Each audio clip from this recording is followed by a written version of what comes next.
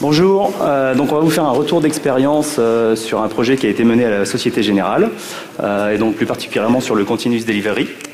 Donc on va vous faire un retour d'expérience sur les 2 dernières années de production de l'application, et vous expliquer un peu le chemin qu'on a parcouru et un peu toutes les étapes qu'on a pu traverser.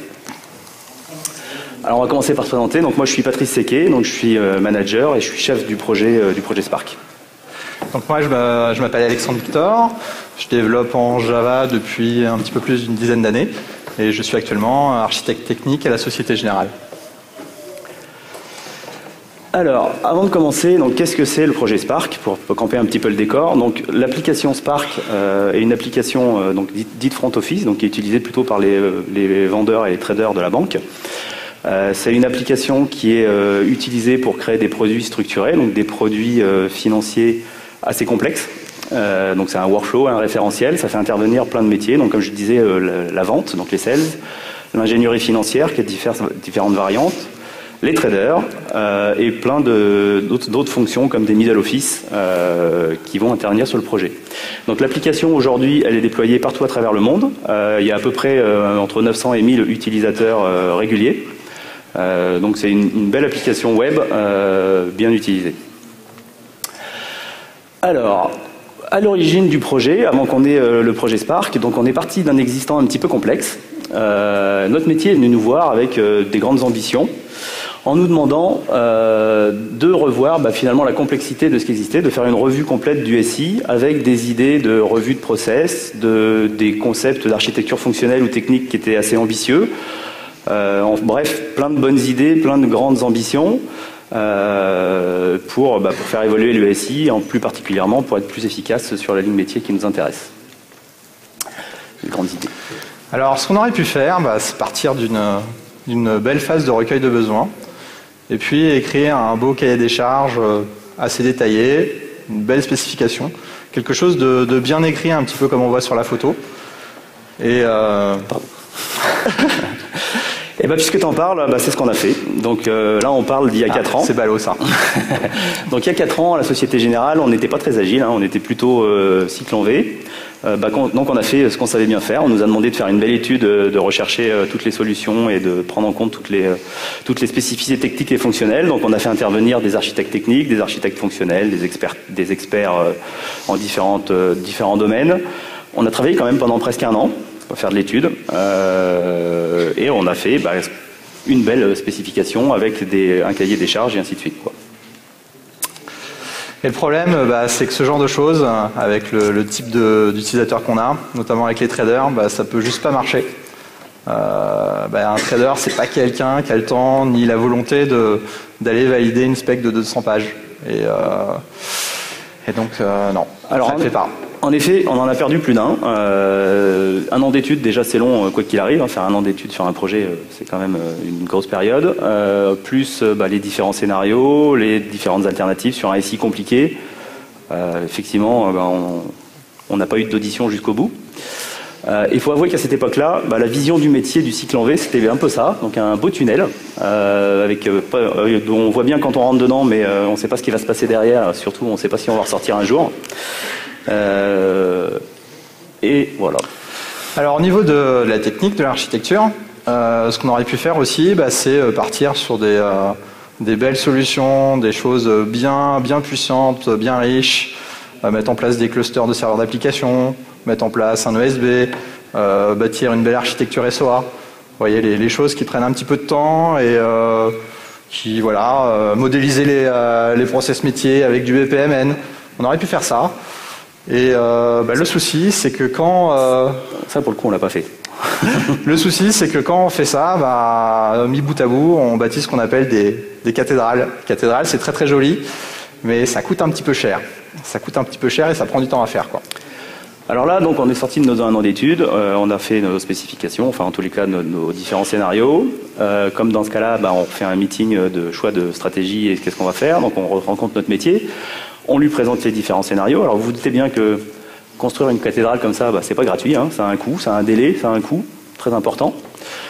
Et là, on n'a pas l'accueil escompté vis-à-vis de notre métier et en fait on se rend compte qu'il y a une inadéquation complète entre ce que le métier a imaginé et les solutions qu'on a étudiées. Donc le projet s'arrête là, on est arbitré. Bon, plus hein. Non, attends, reste Alexandre. Bon. On a dit qu'on avait fait 2 ans quand même. Bon, après, d'accord, oui. On va présenter un petit peu la Société Générale quand même. Alors, un peu de contexte. Donc, comme on vous l'a dit, on travaille pour la Société Générale et on travaille plus particulièrement pour la banque d'investissement. Donc, la banque d'investissement, on va vulgariser ça avec en gros toutes les activités boursières et financières. Donc, le groupe Société Générale, c'est un groupe de 160 000 collaborateurs à travers le monde. Donc, je vais y arriver.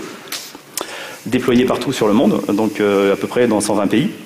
Donc, une grosse entreprise du CAC 40 bien connue et avec l'organisation qu'on peut imaginer. Alors généralement nos applications, c'est des applications qui manient des flux financiers. Donc les erreurs ont des impacts qui sont plutôt dramatiques. On est dans un monde qui bouge très très très vite. Vous avez peut-être entendu parler, mais la finance c'est en train vraiment d'évoluer. Notamment il y a des contraintes réglementaires. L'informatique va prendre de plus en plus de place. Notamment lié à la crise. Et puis enfin, nos utilisateurs, notamment les traders, sont souvent des gens qui sont plutôt dégourdis et des gens qui savent coder. Alors c'est des gens, certes, ils vont coder des macros Excel, donc nous, c'est pas trop notre tasse de thé, hein, mais ils font beaucoup de choses avec les macros Excel. Et du coup, ils sont vraiment exigeants vis-à-vis de nous, développeurs, parce que ils comprennent pas que ça va nous mettre... 3 mois, 6 mois, voire plus, pour développer une application, sachant qu'ils font beaucoup de choses très vite avec des macros. Sur un plan un peu plus spatial, donc comme je vous l'ai dit, on est répartis un peu partout. Donc là, j'ai essayé, c'est pas exhaustif, mais j'ai essayé de mettre à peu près partout où il y avait de l'IT à la Société Générale. Et le métier, comme je vous l'ai dit, il est réparti un peu partout dans le monde. Ça implique pas mal de choses, notamment des contraintes d'architecture, de déploiement, de performance. On a une grosse partie de notre SI qui est quand même hébergée plutôt en France. Donc on a des contraintes de déploiement qui sont assez importantes et des enjeux vraiment importants. En général, nos applications elles sont follow the sun, c'est-à-dire qu'on les utilise à peu près sur 24 heures, mais en fait c'est à peu près 22. Donc ça nous laisse quand même 2 heures de temps mort par jour en fait. Quelques mots sur l'infra, Alexandre ? Alors on a à peu près plusieurs dizaines de data centers. Donc ça fait beaucoup d'ops, beaucoup de machines. Dans les chiffres, on a environ 70 terabytes qui sont historisés chaque jour. Donc ça fait une bonne volumétrie au global. Et puis on a un parc applicatif, un nombre d'applications qui est vraiment énorme. Je ne sais plus si c'est un nombre à 3 ou à 4 chiffres. Vous voyez, pour voir un ordre de grandeur, quoi. Donc tout ça, ça implique que quand on fait des modifications de SI, comme ce qu'on nous a demandé au début sur notre belle étude, on impacte énormément d'applications, puisqu'il y en a vraiment beaucoup. Et donc ça rend les choses beaucoup plus compliquées. Donc si on revient sur notre belle cathédrale de tout à l'heure... Alors vous doutez bien que si on est encore là, c'est qu'il s'est passé quelque chose après. Après s'être rendu compte que effectivement le coût estimé du projet et le délai n'étaient pas du tout en adéquation avec les enjeux métiers et ce qu'ils avaient envie. Donc on a reconsulté avec le métier, on a rediscuté et on s'est rendu compte que une des erreurs principales, c'est qu'on n'avait vraiment pas suivi le premier principe du manifeste agile. Et qu'on était parti sur une étude bien trop grande, vouloir faire beaucoup trop de choses, comme on avait un petit peu l'habitude. On n'était pas dans l'optique de délivrer de la valeur métier à nos utilisateurs et de le faire souvent, quoi. Voilà. Donc en rediscutant un petit peu, on s'est rendu compte que ce qui faisait de la valeur pour le métier, c'était pas la belle cathédrale de tout à l'heure, mais c'était plutôt une petite maison comme ça, donc fonctionnelle, bien faite, qui répond à un besoin spécifique, mais qui ne fait pas la planète entière et qui soit pas un truc... Il n'y a pas beaucoup de fioritures sur cette maison, même pas de petites fleurs de vent, rien du tout. On a laissé quelques plantes quand même pour que ce soit moins austère. Donc pour faire ça, donc ça c'était maintenant, on est il y a 3 ans, donc on est retourné voir notre métier, comme je vous disais, on a discuté avec eux et on est convenu qu'on ne voulait pas retomber dans le même écueil, c'est-à-dire de refaire une étude de X mois et pour potentiellement pas être d'accord. Donc on a décidé de repartir sur des concepts plus simples et de faire de l'agilité. Donc il y avait déjà eu de l'évangélisation qui avait été faite à la Société Générale sur l'agilité sur d'autres projets informatiques, notamment par des gens comme Henri Darmé. Donc ça c'était une chose qui avait été faite. Nous on a voulu aussi convaincre notre métier qui n'est pas forcément toujours super ouvert aux méthodes un peu différentes Et donc on a fait intervenir notamment Laurent Sarrazin, qui nous a permis de bien convaincre le métier et d'expliquer quel était l'intérêt de passer sur des méthodes agiles. Et on s'est aussi entouré de gens sachants, puisque nous on était vraiment novices sur le domaine, donc on a pris un coach qui était très compétent. Jean-Laurent de Morlon. Voilà. On s'est aussi on a aussi pris une équipe technique en partie de la société Xebia. Donc on a pris des gens compétents sur les domaines qui nous intéressaient. Et on a commencé donc notre projet. Donc on a fait du coaching bien sûr pour se lancer et pour bien comprendre quels étaient les enjeux et mieux dans la réalisation. Et comme on était bien parti, on s'est dit on va aller un peu plus loin et on va proposer à notre métier de leur faire un cadrage en mode un peu plus agile et plus rapide. Donc on a pris un mois et on a fait des Innovation Games. Donc pour ceux qui ne connaissent pas, les Innovation Games, c'est quelque chose qui vient du marketing, qu'on utilise souvent en Scrum quand on fait des rétros, on va utiliser des Innovation Games. Et là, on les a utilisés pour faire un recadrage du projet avec le métier, donc avec les différents intervenants, plutôt que de faire une étude et de faire des workshops à plus en finir. On a fait quelques ateliers d'Innovation Game et on a réussi, notamment en faisant une product box. Donc la boîte de céréales. Hein. Ouais, voilà, le doudou à boîte de céréales. Donc une product box qui permet de définir ensemble quel est le produit qu'on veut sortir, donc être bien d'accord sur qu'est-ce qui est important et qu'est-ce qu'on veut en sortir. On a également fait du by feature pour essayer d'arbitrer les fonctionnalités qui servaient à rien. Et de tout ça, on a réussi à produire un backlog priorisé et d'en faire une story map assez rapidement. Donc au bout d'un mois, on avait un backlog sur le scope qui nous intéressait, qui était priorisé, qui était prêt à développer, et on était prêt à partir. Et donc sur toute cette démarche de cadrage, on s'est vraiment focusé sur la valeur métier. L'objectif, c'était de définir qu'est-ce qui est vraiment utile. On a souvent eu l'habitude dans le passé de faire tout ce qu'on nous demandait, c'est-à-dire que les utilisateurs venaient, ils avaient du budget, ils nous disaient ça, ok, on le fait. Là, on est vraiment cherché à challenger ce qui était important pour avoir un ratio de coût versus de valeur métier le plus important possible. Donc comme je vous le disais, on est parti en agile. Donc à l'aide de notre coach, on a bien discuté. On est parti pour faire des sprints de 2 semaines, donc des sprints vraiment très courts, et avec pour objectif de faire une démo métier dès le premier sprint, systématiquement à tous les sprints et dès le premier. Donc 2 semaines, c'est très court. Là, on est parti sur une méthodologie qui était vraiment importante pour nous, puisqu'on était sorti d'une étude où on avait été vraiment très fortement, on va dire, chahuté par notre métier, et on voulait leur montrer vraiment au fur et à mesure ce qu'on faisait, et les onboarder pour qu'ils soient avec nous. Donc on a demandé à être colocalisé le plus proche possible de nos utilisateurs Paris. On a demandé à avoir un product owner aussi qu'on nous a donné, qui était vraiment très présent au début du projet, qui nous a permis vraiment de fluidifier le démarrage. Et on s'est vraiment orienté sur ces sprints de 2 semaines à vouloir respecter bien ce jalon. On avait aussi une équipe de taille raisonnable. Outre nous deux, il y avait une maîtrise d'ouvrage et 4 développeurs. Oui, donc petite équipe. Voilà, petite équipe. Et alors, ce faisant, c'est un peu là l'origine de notre démarche de continuous delivery. On s'est dit, ok, on va faire des sprints de 2 semaines, donc on va les livrer sur un environnement de pré-production ou de recettes pour faire des démos. Mais si on n'est pas capable de les amener en production derrière, le métier va nous dire, vous êtes sympa, mais vous nous avez montré un truc il y a 3 mois et on l'a toujours pas. Donc, dès ce moment-là, on s'est dit, faire des démos toutes les 2 semaines, c'est bien, mais il faut en plus être capable de le livrer en production au moins toutes les 2 semaines. C'est vraiment le moment initiatique de notre démarche. Donc au point de vue technique, on a essayé de faire un petit peu plus simple. On n'est pas parti sur une architecture microservice, mais on est quand même parti sur une petite appli web déployée sur un serveur Tomcat. Alors vous me direz, on peut faire encore plus simple que Tomcat, on pourrait avoir un JT en BD, on pourrait faire plein de choses. Pourquoi Tomcat? Parce que Tomcat, c'est une techno qui est bien connue par les ops à la Société Générale. Pour nous, ça c'était important aussi. Et puis enfin, on a essayé de ne pas s'inventer des exigences non fonctionnelles qui n'ont pas vraiment lieu d'être. Souvent, nos applications, elles sont critiques, et on se met dans les pattes ce qu'on appelle le 5.9, un niveau de service de 99,999% de disponibilité. Pour vous donner un ordre d'idée, ça veut dire qu'en fait, sur une année, on a à peu près 2 minutes d'interruption de service. 2 minutes d'interruption de service sur toute une année, c'est juste... Voilà, ça a des impacts qui sont assez énormes, que ce soit au niveau de l'appli, de l'infra, et quand ce besoin-là n'a pas vraiment lieu d'être, notamment pour nous, parce qu'en fait, sur l'application Spark, le fait que l'appli elle soit down 2 heures, c'est toujours gênant, mais en fait, il n'y a pas de risque, de perte opérationnelle. On ne va pas forcément perdre de l'argent Ça va embêter nos utilisateurs, mais voilà quoi. Y a pas, on va pas perdre des dizaines ou des centaines de milliers d'euros. Du coup, ça, on l'a mis de côté à ce moment-là du projet pour vraiment se concentrer sur vraiment des vrais besoins métiers. Ça a permis d'aller un petit peu plus vite. Et puis voilà, on a commencé les sprints. Donc, puis on s'est vite rendu compte que 2 semaines, ça passe très très vite.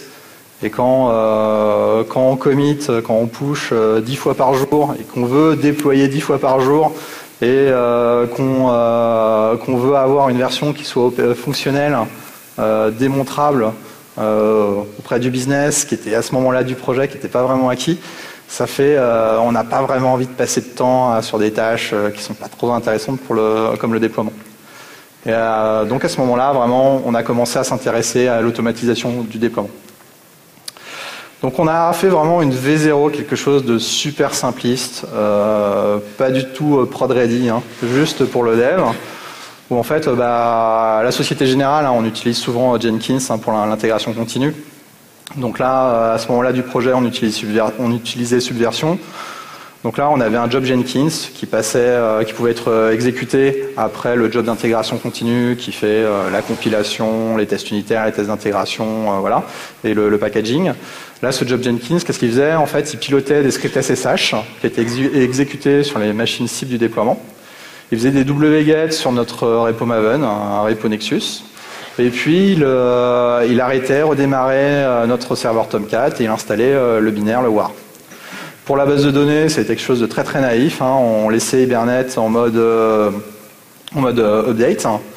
Et puis, pour tout le reste, notamment la gestion des variables d'environnement, comme par exemple, quelle est l'URL de mon service d'authentification ou quelle est l'URL du web service sur lequel j'utilise en fait pour accéder à telle ou telle application. Ça, on le faisait à la main, à ce moment-là du projet. Donc ça permettait déjà de gagner un petit peu de temps sur le déploiement. Alors si on fait le bilan de cette époque, donc là, si vous reconnaissez, c'est ce qu'on utilisait nous souvent pour faire les rétros en fin de sprint. Qu'on utilise toujours. Ouais. Alors le premier point positif, c'est vraiment la proximité métier. Donc là, on s'est vraiment rendu compte que entre notre première étude, donc je ne vais pas en reparler, et cette période-là où on avait une proximité métier et des gens qui étaient vraiment embarqués avec nous et qui commitaient sur le même objectif, ça faisait une différence fondamentale, quoi.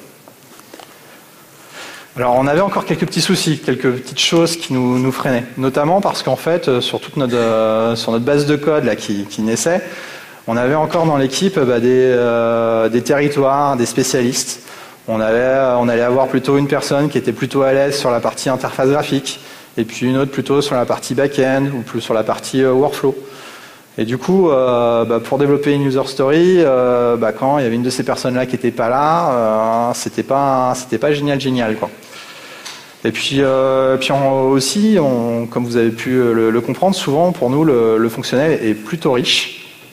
Et là, la communication, la diffusion en fait du savoir fonctionnel entre plutôt le maîtrise d'ouvrage, le métier et les développeurs, c'était pas encore ça.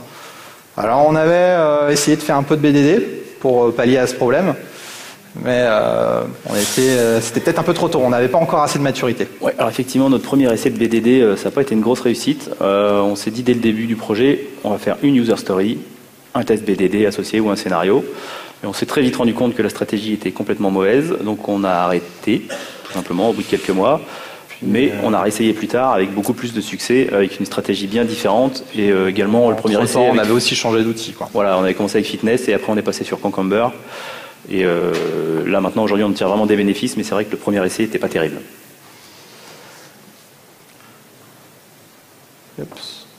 Alors oui, ce qui nous guettait en fait, comme vous l'avez pu le voir, c'est le déploiement. On était loin d'avoir un truc qui soit production ready, quoi. On pouvait juste pas envisager rester dans cet état-là en se rapprochant de la prod. Le gros problème aussi qui nous attendait au tournant et qui attend la plupart, la plupart des projets qui fonctionnent en Scrum, enfin souvent, c'est l'accumulation de dettes techniques. Parce que 2 semaines, ça passe très très vite. Et quand on a un petit peu de pression, qu'on veut vraiment montrer quelque chose au business, on a un petit peu tendance à mettre des choses un petit peu sous le tapis, à garder des trucs pas super propres dans le code. Et ça, rapidement, ça nous rattrape.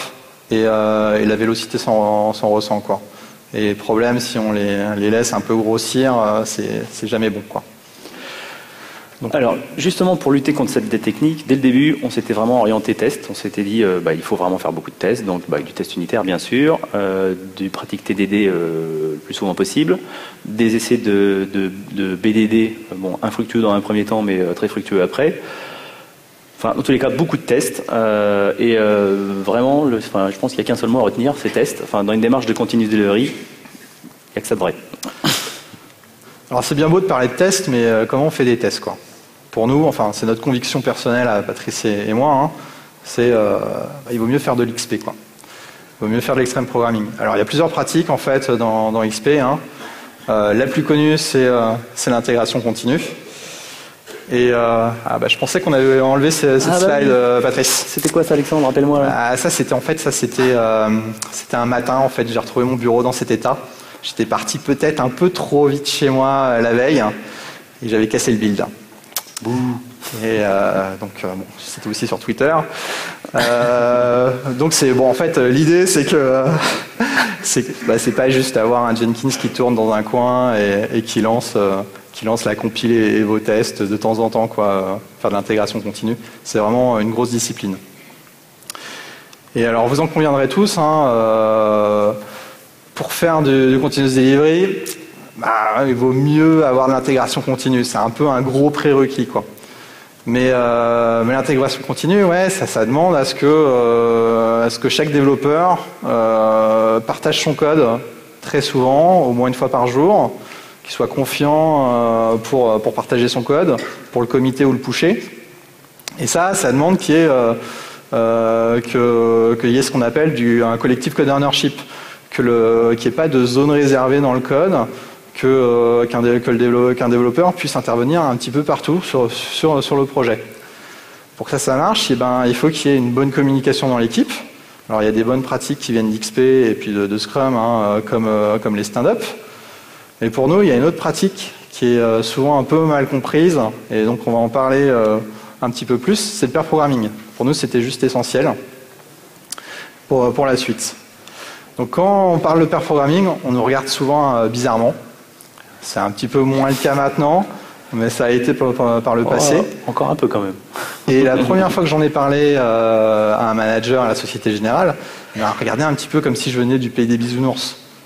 T'as 2 PC, t'as 2 développeurs, pourquoi tu veux les mettre les 2 sur le même PC? Ils vont produire 2 fois moins. Alors j'avais beau lui expliquer que le code serait vraiment plus lisible, ce serait de meilleure qualité, qu'un truc fait à 4 mains, le code serait au moins compris par 2 personnes au lieu d'une. C'était pas vraiment des arguments qu'on fait mouche, quoi. Ça n'a pas trop bien marché. Alors moi en tant que manager, donc le manager dont parle Alexandre, c'était pas moi, mais donc moi vous l'aurez compris. Je suis quelqu'un que j'estime beaucoup quand même, le manager. Il a changé d'avis, je pense, depuis. Donc, moi, je suis manager et effectivement, je suis vraiment un promoteur du pair programming pour plein de raisons différentes que je vais vous expliquer un petit peu. Une petite aparté là-dessus. Donc, déjà, comme disait Alexandre, qu'est-ce que c'est le pair programming? Bon, je pense que tout le monde le sait, mais c'est donc 2 développeurs qui vont travailler sur la même tâche sur un même PC. Okay, donc, on va avoir en gros deux postures différentes. On va avoir le pilote et le navigateur. Donc le pilote va plutôt tenir le clavier et écrire le code, enfin taper au clavier, quoi. Et le deuxième va avoir une attitude sur le côté, il va regarder, il va échanger et ils vont switcher très régulièrement le clavier de main pour que chacun prenne le rôle de l'autre régulièrement et le plus souvent possible.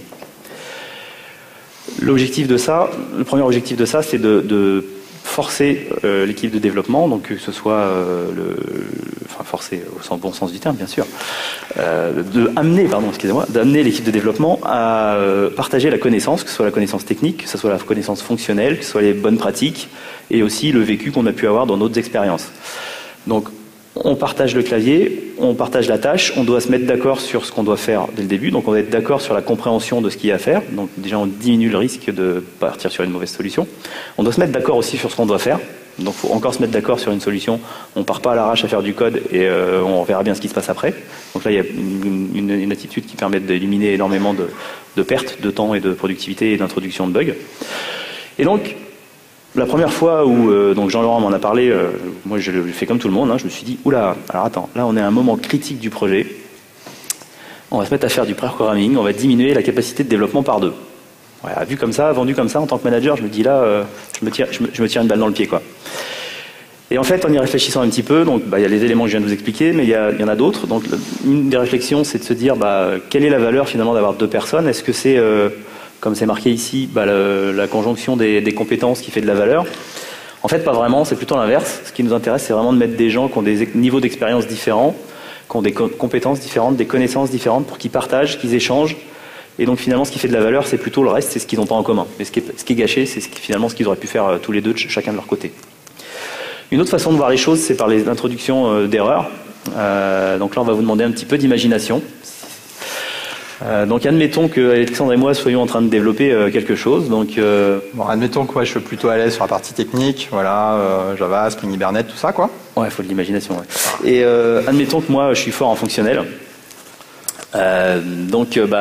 Si on admet que Alexandre va introduire 10% d'erreurs dans ce qu'il va faire et que moi je vais faire la même chose, les probabilités qu'on fasse les mêmes sont assez faibles, on aura probablement de pourcentages d'erreurs différents.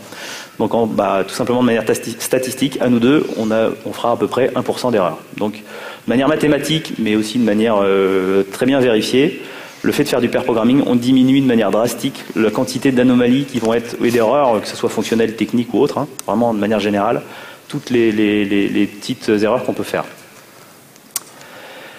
Voilà, j'avais oublié d'appuyer sur le bouton.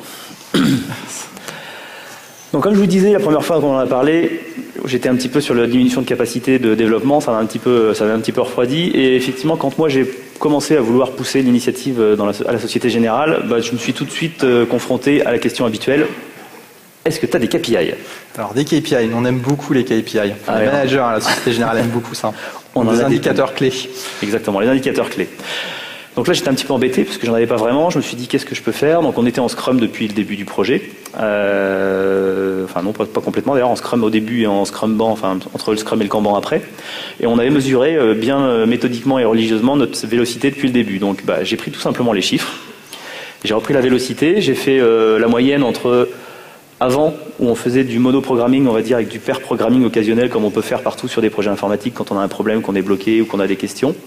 Et après, où on s'est mis à faire vraiment du pair programming très intensif. Intensif, j'entends 80-90% du temps de développement. Donc vraiment, la plupart du temps, en fait. Et là, on se rend compte tout simplement qu'en termes de chiffres, eh bien, la vélocité, donc la complexité délivrée, a augmenté. Alors l'augmentation, c'est pas forcément ce qui est le plus important. Ce qu'il faut retenir de ça, tout simplement, c'est que de manière mathématique et en prenant des chiffres a posteriori, on se rend compte que la vélocité est meilleure après qu'avant. Dis-moi, il y a une grosse rature là au milieu, là, c'est quoi ça? Alors ouais, j'ai un peu exclu une partie du projet. Donc comme je vous le disais tout à l'heure, on a introduit le pair programming à un moment un peu critique du projet. Il faut dire que la première release n'a pas vraiment été un non-event. C'est le moins qu'on puisse dire. Donc un gros rush. Alors au niveau de la qualité du code, à la Société Générale, on utilise la plateforme SonarQube avec un plugin qui s'appelle Scale. Alors si vous ne connaissez pas, ça permet d'avoir différentes catégories de dette technique. Ce qu'on a bien vu, vous vous en doutez, c'est que en faisant du pair programming, la dette technique, on l'a maîtrisée plutôt bien. Et ça, pour nous, c'était vraiment essentiel pour continuer à pouvoir livrer fréquemment.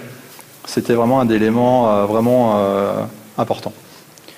Donc là, on s'est rendu compte quand même par la mesure aussi qu'en termes de qualité, la couverture de tests avait augmenté. Donc on a vraiment pu mesurer et avoir encore un nouveau KPI. Ouais, du coup, le pair programming, ça a aidé aussi à faire que le TDD, notamment, ça soit vraiment bien fait. Ouais. Alors, en se rapprochant de la prod, on s'est intéressé un petit peu plus au sujet du déploiement, au sujet d'automatisation. Et à Société Générale, le déploiement, c'est pas juste l'affaire des développeurs, quoi. On a beaucoup d'équipes. Les équipes d'Ops, mais on a plusieurs types d'Ops. On va avoir des Ops qui vont plutôt avoir un profil administrateur système. Et puis on va avoir aussi des équipes de support fonctionnel donc ils vont connaître super bien le métier, et puis un petit peu moins tout ce qui est technique. On va avoir des équipes de QA qui vont aimer pouvoir aussi déployer sur leurs environnements de test. On va avoir des équipes de sécurité, parce que voilà, on est souvent sur des applis qui manipulent de l'argent. Et puis, j'en oublie peut-être. Nos amis DBA, non? Nos amis DBA, bien sûr. Donc ça fait beaucoup de monde. Et tiens, je vais peut-être prendre là. Vas-y, cadeau. Et toutes ces personnes, elles ont fatalement des points de vue différents sur votre application, sur le déploiement. Entre quelqu'un qui fait du support fonctionnel, qui aimerait pouvoir avoir une interface hyper simple, hyper épurée, avec un bouton pour dire « je déploie sur la prod », quelqu'un qui est plutôt administrateur système, un intégrateur, qui va vouloir avoir vraiment une maîtrise très fine de ce qui se passe, avoir tout plein de logs, quelqu'un qui a un vrai admin système qui va aimer scripter et pouvoir tout faire via script.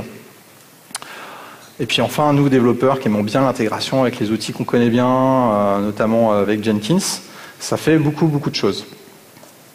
Et si on fait un petit peu de recueil de besoins et qu'on va voir un petit peu tous ces gens-là et qu'on leur demande voilà qu'est-ce qu'ils aimeraient trouver dans un outil de déploiement, on arrive sur un truc qui est juste démentiel, quoi. D'ailleurs, c'est ce qu'on a fait. On a fait une belle matrice. Voilà, quel est l'outil de déploiement idéal? Ça fait beaucoup de choses. Alors, ce sujet-là, chez nous, il n'est pas nouveau. Vu le nombre d'applications qu'on a, on a eu bien d'autres équipes en fait qui se sont posées la question, voilà, d'avoir un outil de déploiement. Et on en a développé tout plein d'outils de déploiement. En commençant tout au début à faire quelques petits scripts, c'est simple, le déploiement, on fait voilà un petit script SH. Si on est sous Windows, un petit peu de PowerShell. Et puis, le problème, c'est que souvent, ces outils-là, ils étaient ou utilisés côté Ops, côté prod, ou côté dev. Et puis, parfois, en réinventant la roue, on n'a pas obtenu quelque chose d'heureux, quoi. Donc là, les outils de déploiement, le refaire à ce moment-là, pour notre projet, c'était pas vraiment ce qui nous bottait. Puis c'était pas trop notre cœur de métier non plus. Donc on a un petit peu regardé tout ce qui avait été fait en interne. On a regardé aussi des produits open source et puis des produits commerciaux.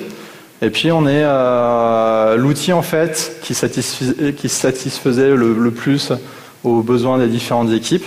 C'est un outil du commerce qui s'appelle Deployit, maintenant Excel Deploy, réalisé par la société Xebia Labs. Et donc, on a revu un petit peu notre process. Donc, on était à ce moment-là du projet toujours sur du Subversion avec un Jenkins. Et là, en fait, l'idée, c'était que, en fait, on avait un job Jenkins qui assemblait une sorte de gros zip, le livrable de l'appli, en gros, qui rassemblait tous les artefacts nécessaires à installer l'application. Cet artefact-là, on le poussait dans Deployit, qui s'occupait ensuite d'automatiser tout ce qui était mise à jour de la base de données, arrêt, relance, installation des WAR sur les serveurs Tomcat, et puis gestion des variables d'environnement. Parce que l'idée, là, c'est d'avoir le même outil, quel que soit l'environnement, donc quelle que soit l'équipe, Dev ou Ops, avec le même package. Histoire de pouvoir déployer automatiquement en prod en étant ultra serein parce qu'on a répété le process des dizaines de fois par jour avant de passer en prod. Donc ça, c'est ce que nous permettait de faire Deployit et ça nous, au passage, ça gérait aussi les variables d'environnement et souvent sur nos applis, on en a tout plein et ces variables d'environnement varient du dev jusqu'à la prod et c'est pas génial à gérer comme ça sans rien. Donc si on fait le bilan de cette période... Donc on a beaucoup gagné en répétabilité, donc là on commence à avoir un process qui est plus industrialisé, on est capable de le répéter à volonté, mais aussi clic. On a fait un gain de temps conséquent, puisque là on s'occupe, plus grand chose, c'est pas encore automatisé complètement, mais c'est déjà du push button. Et pour finir, on a des déploiements qui sont vraiment beaucoup moins risqués, puisqu'il y a beaucoup moins d'interventions manuelles. Donc on a vraiment franchi une étape très importante à ce moment-là. Au niveau des choses un petit peu moins positives, il y a Maven. Maven, c'est un peu l'outil que nous autres javaïstes, on aime bien détester. Alors là, c'est pas vraiment Maven qui est en cause, c'était plutôt notre utilisation des versions snapshot. À ce moment-là du projet, on déployait des versions snapshot sur les environnements de dev. Et ça, c'est pas terrible, parce que dans l'idéal, on aime bien, quand on fait du continuous delivery, pouvoir déployer ce qui est en dev, le déployer en prod. Une version snapshot, par définition, c'est pas super traçable. Et puis pour nous, c'était juste no way de déployer un snapshot en prod. Donc il y avait ce petit problème. Ensuite, à ce moment-là, le job Jenkins qui faisait le déploiement, c'était toujours déclenché par une action manuelle. En gros, on avait un job Jenkins, voilà, qui était triggeré juste par une action manuelle. Et du coup, la conséquence, c'est que quand on faisait une connerie, quand le déploiement était cassé, on ne s'en rendait pas compte forcément tout de suite. Et puis enfin, on perdait encore un petit peu en efficacité, on perdait du temps quand on basculait en fait entre le développement de nouvelles fonctionnalités, de nouvelles user stories et la correction de bugs de prod. Avec Subversion, bon, c'était un petit peu pénible. Donc on a cherché un petit peu comment on pouvait faire un petit peu pour s'améliorer. Ah non, j'ai oublié quelque chose. Alors un des autres problèmes qu'on avait, donc comme on était sur des sprints de 2 semaines et qu'on essayait de commencer à livrer de plus en plus souvent et surtout toutes les 2 semaines, on s'est vite confronté à un problème d'environnement, notamment pour avoir des environnements suffisants pour être capable de qualifier les user stories indépendamment les unes des autres. Hop, je vais passer, ouais. Donc on a un petit peu cherché à améliorer les choses. On a mis de côté Subversion pour Git, ce qui permettait de passer d'une tâche à l'autre beaucoup plus facilement. On n'a pas laissé tomber Maven, on n'a pas pris Gradle, mais on a laissé tomber les snapshots. Donc avec une petite combinaison de plugins type build number, Maven version, on a fait en sorte qu'à chaque fois qu'en fait il y a un push dans Git, on génère un numéro de version qui contient, c'est assez simple, le SHA-1 du commit Git, et un timestamp. Du coup, à chaque push dans Git, on a une version qui est déployée en dev, qui est clairement identifiable. On peut facilement retrouver le code source qui correspond. Et puis enfin, on s'est doté d'un vrai environnement pour tester le déploiement. Du coup, à ce moment-là, quand on push, après l'exécution des tests unitaires, des tests d'intégration, des tests Cucumber, on déploie directement sur l'environnement de dev. Et si jamais le déploiement échoue, on a un build fail au même titre qu'on aurait un build fail si un test échoue. Donc là, on est devenu bien plus efficace. Là, on est devenu beaucoup plus efficace, donc on a vraiment gagné beaucoup en délai, puisque là, maintenant, le déploiement sur l'environnement dev fait partie du build. Il est vraiment on a du feedback très rapide et le déploiement fait partie de nos tests. Mais pas que. On a aussi considérablement amélioré la qualité, comme on vous l'avait dit tout à l'heure, les différentes pratiques, plus cette boucle de rétroaction et de remontée d'erreurs rapide, ont fait qu'on livre de plus en plus de bonne qualité. On est vraiment sur un non-event release, c'est-à-dire que pour nous aujourd'hui, les releases en production, c'est juste une action, il n'y a pas de stress, il n'y a pas de... il n'y a rien de particulier, on sait qu'il va falloir appuyer sur le bouton, et on sait aussi que ça va se passer très probablement comme les 100 autres fois qu'on a pu faire sur le sprint. On a donné, alors ça c'est un effet qui n'était vraiment pas anticipé mais qui est très très bénéfique, c'est que nos maîtrises d'ouvrage sont aujourd'hui autonomes pour déployer sur leurs environnements du AT, c'est-à-dire que plus besoin d'appeler un développeur pour déployer, pas besoin d'appeler un ops non plus.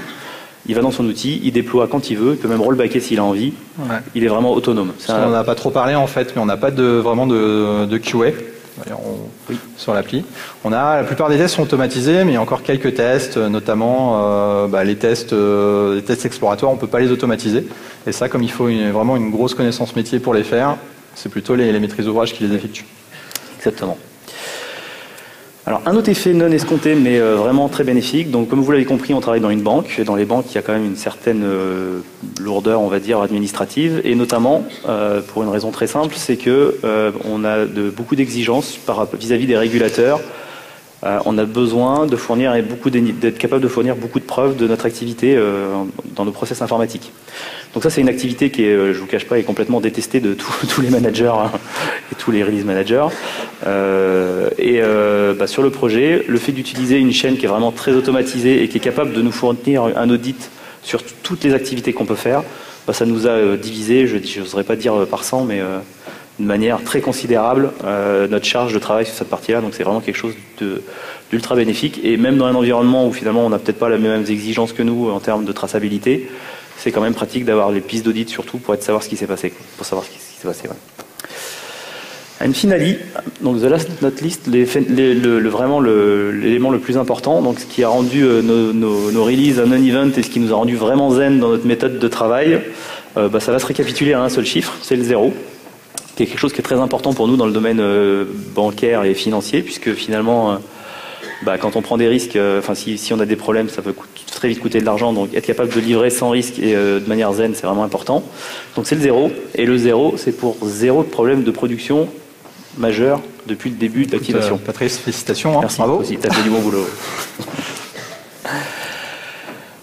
Et bon, pour finir, vous l'aurez compris, la démarche a amené de la satisfaction vraiment à tous les étages chez nous. Donc que ce soit dans les équipes de développement, que ce soit sur la partie Ops, sur la partie Management, où comme je vous l'ai expliqué, il y a un confort et une maîtrise du risque qui est vraiment considérable, enfin en tous les cas très différente de ce que j'ai pu connaître. Mais aussi sur le management un peu plus haut, donc notamment notre DSI qui s'est vraiment intéressé donc à l'initiative Spark, mais à d'autres, puisqu'il y a eu d'autres initiatives en parallèle qui ont conduit vers ces méthodologies aussi. Et là, l'idée maintenant, c'est d'être capable d'étendre ça à une plus grande échelle sur notre système d'information. Donc comme Alexandre vous le disait tout à l'heure, nous des applications, on en a vraiment beaucoup. Donc il y a vraiment un challenge sur les prochaines années pour conduire le plus d'applications possibles vers des méthodologies comme ce qu'on vient de vous décrire, pour être capable d'amener de la valeur le plus rapidement possible et dans les conditions les plus sécurisées possibles. C'est vraiment quelque chose qui est important et qui va conduire notre activité sur les années qui viennent. Alors on en a un petit peu parlé. En adoptant un outil qui a vocation à être utilisé aussi bien par les devs et la prod, le mur qu'on trouve traditionnellement entre les deux mondes a commencé à se fêler. Bonne nouvelle, mais bon, c'est pas encore fini parce que chez nous, on est plutôt siloté. On a beaucoup d'équipes. J'en ai parlé un petit peu tout à l'heure. On a beaucoup d'applis, donc beaucoup d'équipes de dev, et puis beaucoup d'équipes de prod. On aime bien les équipes. D'ailleurs, je ne sais pas si vous connaissez cette pub-là, avec le slogan de la Société Générale, rien n'est plus beau que l'esprit d'équipe. Oui. Alors des équipes, on en a beaucoup, de l'esprit aussi quand même. Donc là, l'ambition, le gros challenge pour nous, ça va être d'aller vers des équipes un peu différentes, ce qu'on appelle des feature teams, des équipes alignées métiers, des équipes pluridisciplinaires qui rassemblent des devs et des ops, et si possible ce qu'on appelle des pizza teams, donc des équipes à taille réduite. Pizza team, ça vient de certains grands du web en fait. L'idée, c'est d'avoir des équipes qui puissent se partager une pizza américaine. Donc c'est idéal, moins de 10 personnes quand même. Et puis il y a un autre sujet. On n'a pas beaucoup parlé d'infra. On a besoin, notamment quand on fait des tests de perf, d'avoir des environnements qui soient aussi proches que possible de la prod. Idéalement, des environnements isoprod. Alors on a ce genre d'environnement à la Société Générale. Vous voyez, des environnements qui ressemblent à la prod, mais qui ressemblent un peu de loin, un petit peu comme ce monsieur ressemble à Elvis. Et donc il y a encore une marge de progrès, et donc on espère que dans les années qui arrivent, là, ça va s'améliorer. Et d'ailleurs dans les initiatives, donc il y a aussi l'initiative d'InfraAsCode qui est justement pour pallier ce genre de problème. Ouais, donc on va faire un petit peu plus de trucs comme Puppet, ce genre de choses quoi. Alors il y a aussi plein de petites choses qui sont menées en parallèle et qui sont un petit peu complémentaires au continuous delivery, enfin qui font pas de mal. On a de plus en plus en fait, on a une communauté de geeks en fait à la Société Générale, notamment grâce à Romain Solas avec des BBL, des Brown Bag Lunch, donc des petites conférences techniques informelles entre midi et 2. On a une équipe de choc de coach agile avec des gens comme Cyril Martraire, comme Jean-Laurent, avec pas mal de sessions de dojo de kata. Et puis, ce qui est bien, c'est que même au niveau de notre DSI, de notre top manager, on entend de plus en plus parler de pair programming, mais aussi de craftsmanship. C'est des choses qui vont se développer. Et puis, on est aussi présent en tant que sponsor à Devoxx. Et pour la Société Générale, et pour un client final, c'est quelque chose d'un petit peu nouveau. Donc, Alors, malgré tout, toutes ces initiatives-là, elles ont vraiment pour effet de polliniser un peu toutes les autres équipes et tous les gens qui assistent à ces choses-là. Donc à chaque fois, il y a des sujets qui sont connexes, soit sur le continuous delivery ou sur de la technique, et ça permet vraiment de diffuser toutes ces bonnes pratiques, quoi. Puis enfin, j'ai oublié d'en parler, donc on a des gros chantiers techniques qui arrivent. Historiquement, la plupart de nos applications ont des clients lourds. Les post-traders, c'est des trucs un petit peu balèzes avec d'énormes grilles. Et là, on a fait peut-être pas assez de web et on va en faire beaucoup plus. Donc on a des gros chantiers HTML5. Et à ce titre, je vous suggère de passer sur le stand SG. On a un petit jeu fait en HTML5 avec du Angular. Avec le jeu, c'est d'animer un petit portefeuille virtuel d'action. Et il y a des lots à gagner, une caméra GoPro, un Kindle et un Raspberry à la fin de la journée. Donc en conclusion, vous l'aurez compris, pour nous cette initiative a énormément de choses dans le cadre du projet. Ça a ouvert vers l'extérieur du projet et donc là on a des ambitions qui sont importantes. Et c'est vraiment dans un environnement comme le nôtre qui est quand même c'est une grosse entreprise, quoi. C'est une grosse machine. C'est vraiment quelque chose de notable et je pense qu'on va vraiment dans le bon sens. Voilà. Donc j'espère que vous avez passé un bon moment à nous écouter. Et puis si vous avez des questions, on va s'efforcer d'y répondre. Maintenant ou sur le stand. Merci à vous.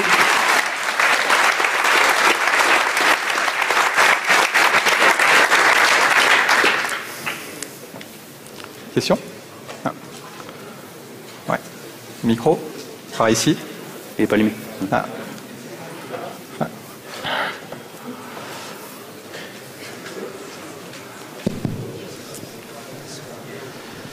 Bonjour. J'ai toujours entendu dire que Hibernate Update, fallait pas l'utiliser en production. J'ai entendu que vous l'utilisez. Ah non, sur la V0, on est bien d'accord. D'accord. Et que la V0, que l'environnement de dev. On a mis ça de côté très très vite. D'accord. Et comment vous avez fait pour remplacer ce mécanisme du coup ?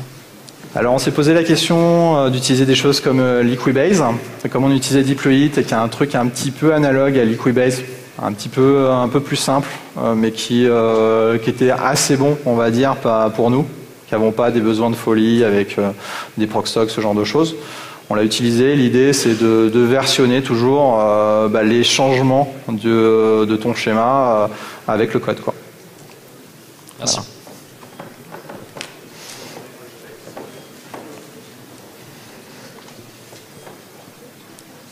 L'aspect boucle de feedback sur la prod avec le monitoring, vous l'avez adressé ou pas? Une discussion avec les ops? On a commencé très tôt en fait. Ce qu'on a mis en place, c'est des mécanismes d'alerting, donc avec des health checks. Voilà. En gros, on a des pages qui sont accessibles par l'outil de monitoring en HTTP.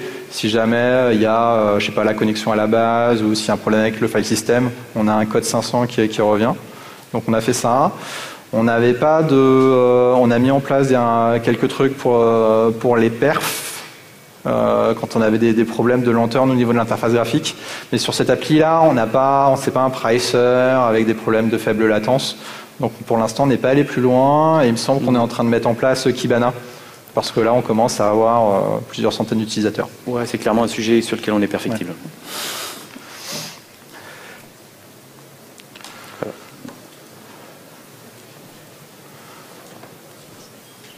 Bonjour.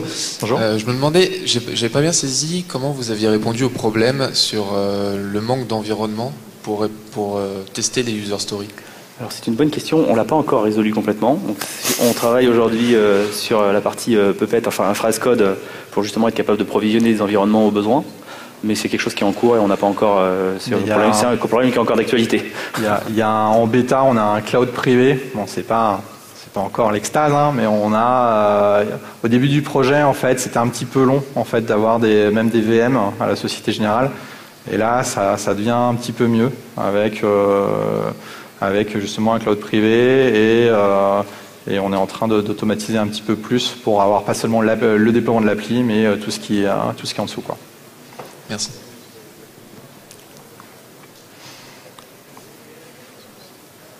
Bonjour, j'avais une question sur à un moment donné, vous disiez que les snapshots c'était le mal, ce qui n'est pas foncièrement faux, et que vous les identifiez avec le SHA-1 du committer Git. Votre appli, elle est multimodulaire, Ou globalement, dans votre repo Git, vous avez à un moment donné l'ensemble de la base code? Alors c'est assez simple, hein. Il y a un seul repo Git. Donc là, pour nous, ça suffit. Mais on a fait en fait au plus simple à ce moment-là, quoi. On n'a pas encore besoin de faire plus élaboré.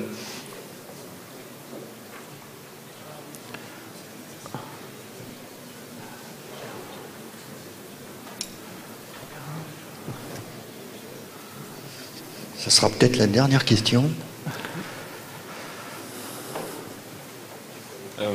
Dans ta présentation, j'ai l'impression que l'automatisation a été vraiment poussée par les devs plutôt que les ops.